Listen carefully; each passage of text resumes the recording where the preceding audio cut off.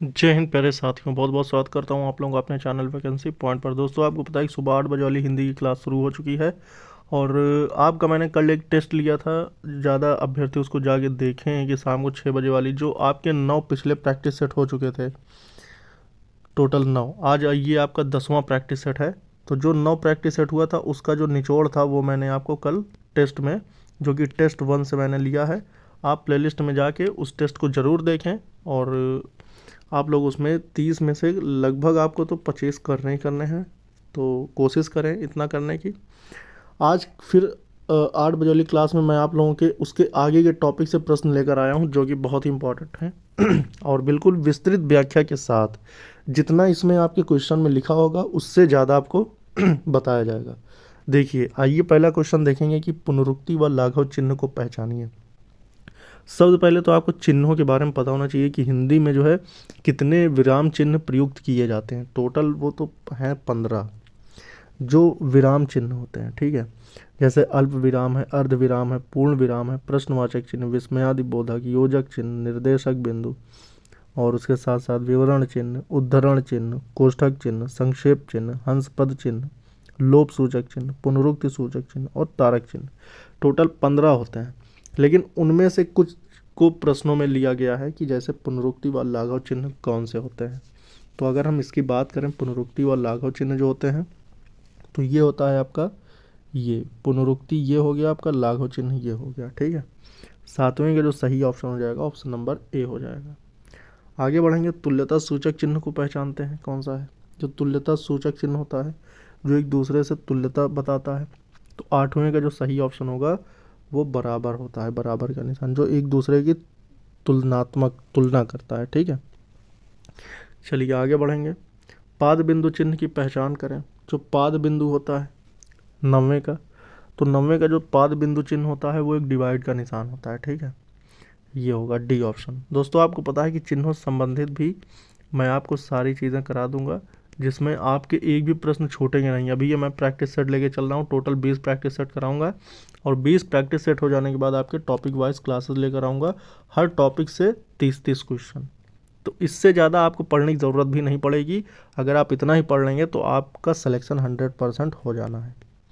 20 practice set करने के बाद आप हर टॉपिक से 30-30 क्वेश्चन कर लें। हर टॉपिक से, एक टॉपिक से 30 क्वेश्चन, बस। इससे ज़्यादा आपको कुछ करने की ज़रूरत नहीं। हिंदी में आप, हिंदी के आपके लिए रेडियो ऑपरेटर में 40 क्वेश्चन आएंगे, यूपी पुलिस में के एग्ज़ाम में 37 क्वेश्चन आएंगे, और यूपी एसआई के एग्ज़ाम में 40। और अगर वहीं बात करें यूपी ट्रिपल एस की तरफ से, तो 20 क्वेश्चन देखने को मिलेंगे। इन सभी में आप पूरे के पूरे मार्क्स कर पाएंगे अगर जो मैं स्ट्रैटेजी जिस तरीके से पढ़ा रहा हूँ, अगर आप ऐसे पढ़ते रहेंगे। 9 हो गया, 10वां है, टोटल 20 प्रैक्टिस सेट लेंगे और 30-30 क्वेश्चन का हर टॉपिक से क्वेश्चन, यानी सिलेबस वाइज में लेके चलूँगा। 100% मैं यकीन दिलाता हूँ आपको, हिंदी में आप कहीं से भी कमज़ोर नहीं रहेंगे, ठीक है। 10वां क्वेश्चन देखेंगे, समाप्ति सूचक चिन्ह की पहचान क्या होती है। जो समाप्ति सूचक होता है उसकी जो पहचान होती है वो ये होता है, ऑप्शन नंबर ए, ठीक है। किस शब्द में ए स्वर नहीं है, आपको बताना है कि किस शब्द में ए जो है वो स्वर नहीं है। 11वें का जो सही ऑप्शन होगा वो हो जाएगा वैदिक।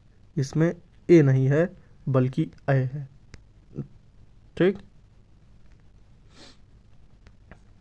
12वां देखेंगे, किसी बड़े अंश का संक्षिप्त रूप दर्शाने के लिए किस चिन्ह का प्रयोग किया जाता है। किसी बड़े अंश का संक्षिप्त रूप, जैसे कोई बड़ा अंश है उसका जो संक्षिप्त रूप हमें दिखाना होगा, तो उसको व्यक्त करने के लिए किस प्रकार के चिन्ह का प्रयोग किया जाता है। तो जो 12वें का सही होगा वो लाघव चिन्ह का संक्षेप रूप, संक्षेप सूचक चिन्ह है, ठीक है। ये एक प्रकार का संक्षेप सूचक चिन्ह होता है, क्या, लाघव चिन्ह, ठीक। अब उसके बाद देखेंगे कुछ मुहावरे हैं। अपने मुंह मियाँ मिट्ठू बनना, इसका जो सही ऑप्शन होगा वो क्या होगा। मीठी बोली बोलना, आत्म प्रशंसा में आदर पाना, अपनी बड़ाई आप करना, और तोते समान बोली बोलना। तो इसका बिल्कुल सिंपल सा आंसर हो जाएगा, अपनी बड़ाई अपने आप से जो करता है उसे कहते हैं अपने मुंह मियाँ मिट्ठू बनना, ठीक है। दूसरा देखेंगे, अपना उल्लू सीधा करना। दूसरे को जो सही ऑप्शन होगा इसके भी चार ऑप्शन है। सिद्धार्थ सिद्ध करना, स्वार्थ सिद्ध करना, उल्लू की खेल दिखाना, उल्लू से शिकार करना, अपने मन की करना। तो जो अपना उल्लू सीधा करना का मतलब ये होता है कि स्वार्थ सिद्ध करना, मतलब सिर्फ अपने बारे में ही सोचना। ठीक है। अंतरपट खुलना, अंतरपट खुलना मुहावरे का अर्थ क्या होगा? तो तीसरे का जो सही अर्थ होगा, अंतरपट खुलना मतलब ज्ञान प्राप्त होना। ठीक है। चौथा देखेंगे, चौथे में कह रहा अंगूठा दिखाना। अंगूठा दिखाना क्या होता है? देने से इनकार करना, अपमान करना, या हंसी उड़ाना, या फिर धोखा देना। चौथे का जो सही ऑप्शन होगा, जो अंगूठा दिखा देने का मतलब ये होता है कि किसी भी चीज़ को देने से इनकार कर देना। पांचवा देखेंगे, अंधे के आगे रोना। अगर कोई अंधा है, उसके आगे अगर आप रो रहे हैं तो वो आपके आंसू तो देख नहीं पा रहा है, तो इससे क्या निष्कर्ष निकलता है कि निर्दयी से दया की याचना करना, पश्चाताप करना, काम बिगड़ जाने पर दुखी होना व्यर्थ है, या फिर उपर्युक्त में से कोई नहीं। तो पांचवे का सही ऑप्शन जो होगा, निर्दयी से दया की याचना करना, मतलब कि अंधे के आगे रोना। अब उसके बाद लोकोक्तियां हैं कुछ, इसको देखेंगे। देखिए इसमें क्या कह रहा है, निम्नलिखित प्रश्नों में दिए गए विकल्पों में से लोकोक्ति के सही अर्थ का चयन करें। तो जो पहला ऑप्शन हो जाएगा, पहले में कह रहा है कि आम के आम गुठलियों के दाम, इसका जो सही अर्थ होगा ये क्या होगा? दोहरा लाभ, ठगाई करना, नकली वस्तु देना, या फिर मनमानी करना। तो पहले का जो सही ऑप्शन होगा ये हो जाएगा आपका आम के आम गुठलियों के दाम, मतलब दोहरा लाभ। ठीक है। चोर की दाढ़ी में तिनका, ये आपने बहुत बार सुना होगा, चोर की दाढ़ी में तिनका। चोर आडंबर दिखाता है, चोर साधारण जन से अधिक दान करता है, अपराधी सदा शंका से घिरा रहता है, उपर्युक्त में से कोई नहीं। तो इसका जो सही ऑप्शन हो जाएगा दूसरे का, ये हो जाएगा आपका अपराधी सदा शंका से घिरा रहता है, चोर की दाढ़ी में तिनका। कूद कूद मछली बगुले को खाए।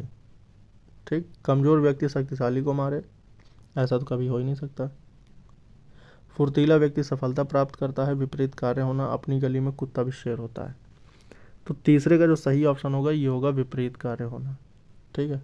कूद कूद मछली बगुले, जबकि बगुला जो है वो खुद मछली को खाता है। ठीक है। आपने तो सुना ही होगा, बगुला जो होता है मछली का शिकार कर लेता है, लेकिन मछली का हो बगुले को खा ले, तो ये विपरीत काम होने लगा। ठीक।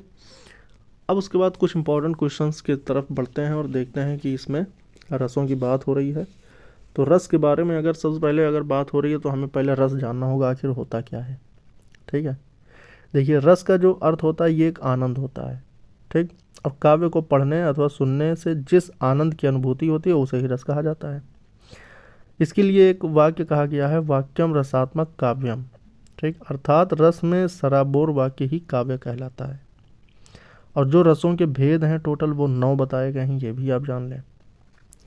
तो जो रसों की संख्या बताई गई थी वो 9 कौन कौन से हैं, चलिए इसको पहले थोड़ा देख लेते हैं।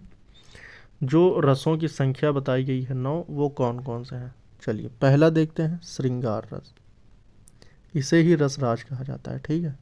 फिर उसके बाद वीर रस, फिर उसके बाद हास्य रस, ये आपको पता होने चाहिए, और इनके जो स्थायी भाव हैं वो भी आपको पता होने चाहिए। उसके बाद करुण रस, फिर उसके बाद शांत रस,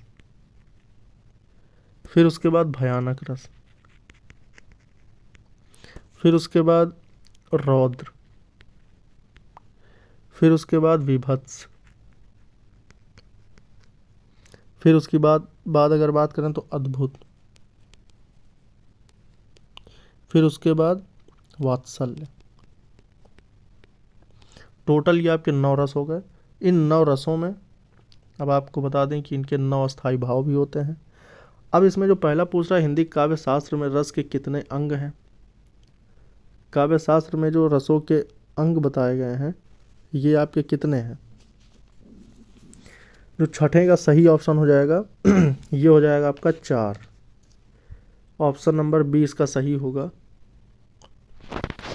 देखिए साथियों इसके जो हिंदी काव्य शास्त्र में जो रस के अंग हैं वो 4 हैं। कौन कौन से हैं ये भी मैं आपको बता देता हूँ। तो जो इसके अंग हैं वो हैं अस्थाई भाव। ठीक है। पहला है आपका अस्थाई भाव,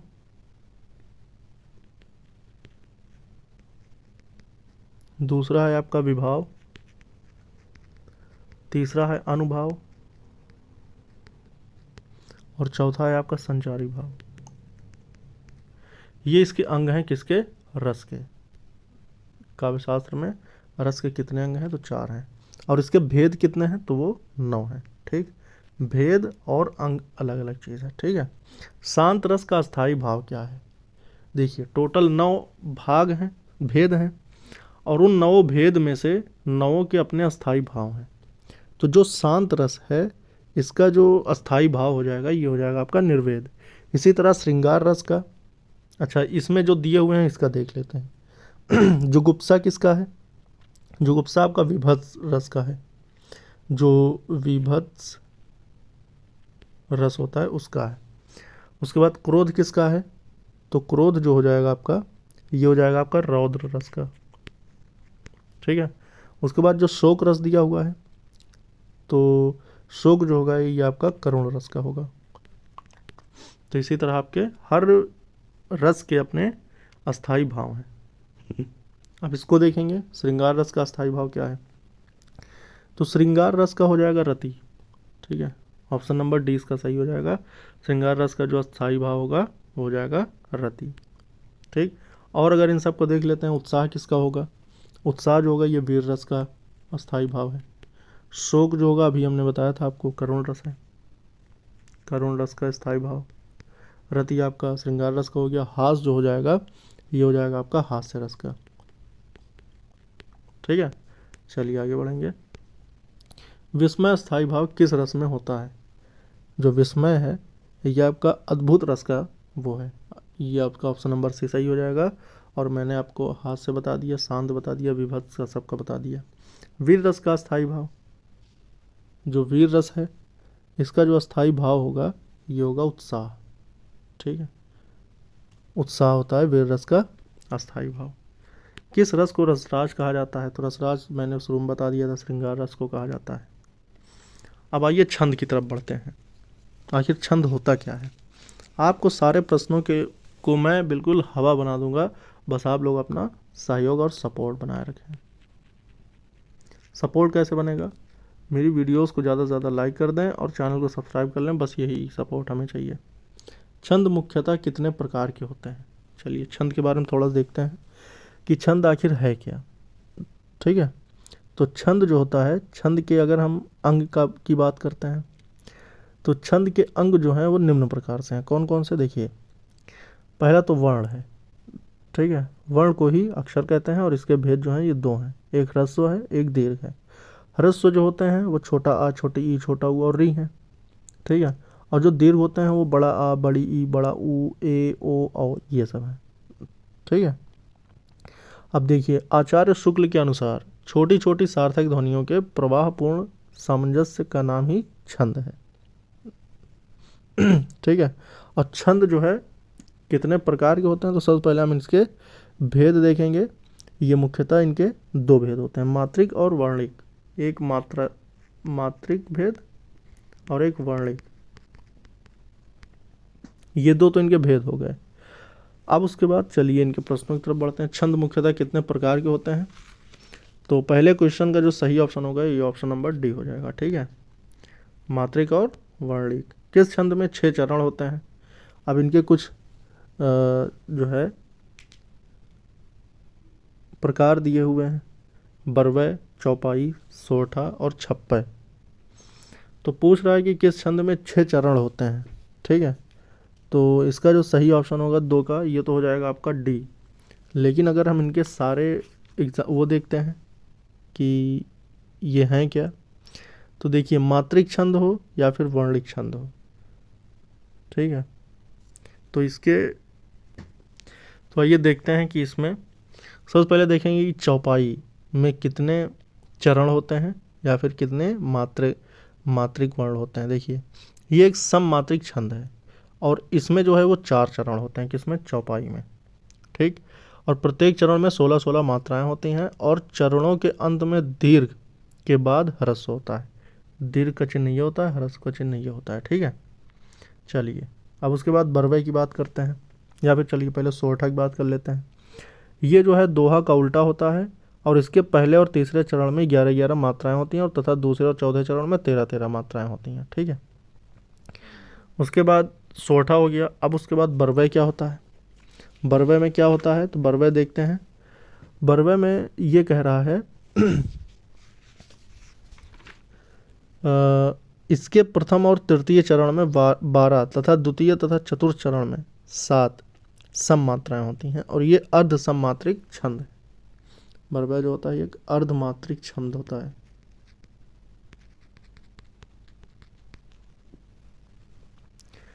अर्ध सममात्रिक छंद होता है। ठीक है, चलिए आगे बढ़ेंगे और देखेंगे कि वसंत तिल का छंद में कितने वर्ण होते हैं। वसंत तिल का छंद क्या होता है, जो वसंत तिल का छंद होता है इसके बारे में अगर हम देखते हैं तो इसका जो सही ऑप्शन हो जाएगा ये हो जाएगा आपका तीसरे का सी, 14।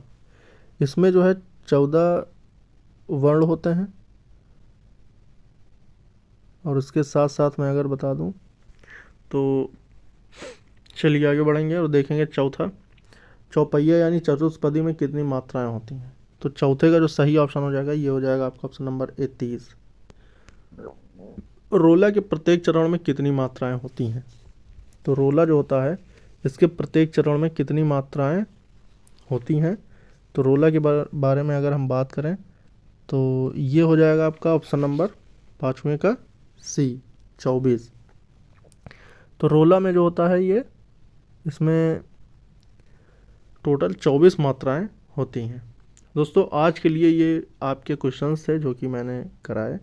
तो डेली ये सुबह 8 बजे क्लास होती है और हर टॉपिक वाइज आपके क्लास के क्वेश्चंस मैं लेकर आता हूँ, जिसमें हर टॉपिक से लगभग 5 प्रश्न पूछते हैं जो कि बहुत ही ज़्यादा इंपॉर्टेंट और विस्तृत व्याख्या के साथ, उसके साथ साथ आपकी तमाम चीज़ें भी क्लियर हो जाती हैं जो कि उससे संबंधित डाउट में रहता है। दोस्तों डेली, और आपको मैं बता दूं कि 9 प्रैक्टिस सेट हो जाने के बाद मैंने आपका एक टेस्ट लिया था कल शाम को ही, शाम को 6 बजे आपका टेस्ट हुआ था।